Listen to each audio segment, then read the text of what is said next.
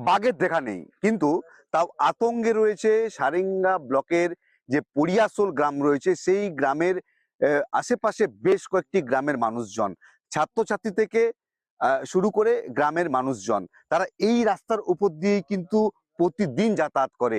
আর যার ফলে এই বাঘের পায়ের যে ছাপ রয়েছে সেই ছাপকে ঘিরে কিন্তু তাদের একটা গ্রামের মধ্যে আতঙ্ক তৈরি হয়েছে। বাঘের আতঙ্ক যেন কাটতেই চাইছে না। শুক্রবার রানীবাঁধের পর শনিবার বাঁকুড়ার সারেঙ্গায় বাঘের পায়ের ছাপে আতঙ্ক ছড়িয়েছে এলাকাবাসীদের মধ্যে। এদিন সকালে ব্লকের নেতুরপুর অঞ্চলে রাস্তার ধারে বাঘের পায়ের ছাপ লক্ষ্য করেছেন স্থানীয়রা। এই খবর চাউর হতেই আতঙ্কিত হয়ে পড়েছেন তারা। খবর পেয়েই ঘটনাস্থলে পৌঁছে যান বন দপ্তরের আধিকারিক এবং সারেঙ্গা থানার পুলিশ কর্মীরা। প্রয়োজনীয় পরীক্ষা নিরীক্ষার পর এটা যে বাঘের পায়ের ছাপ সে বিষয়ে নিশ্চিত হয়েছেন আধিকারিকরা। স্থানীয়দের একা জঙ্গলে যেতে নিষেধ করেছে বন দপ্তর। উল্লেখ্য, জিনাতের খোঁজে আসা প্রেমিক পুরুষ বাঘটি গত সোমবার রাইকার জঙ্গল থেকে ঝাড়খণ্ডের দিকে রওনা দিয়েছিল। ফের সেই বাঘটি ফেরত এসেছে কিনা তা নিশ্চিত করতে চাইছে বন দপ্তর।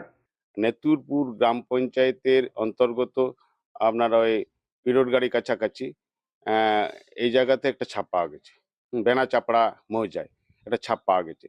স্বাভাবিকভাবেই আমাদের মনে হচ্ছে যে বাঘটি হয়তো নদী পার হয়ে চলে গেছে সারেঙ্গার ওই সাইডে। তো বন দপ্তর, তো ফরেস্ট ডিপার্টমেন্ট নিজেরা নিজেদের দপ্তরের সবাই কিন্তু অ্যালার্ট আছে, তারা চোখ কান খুলে তদারকি করছে, নজরদারি রেখেছে।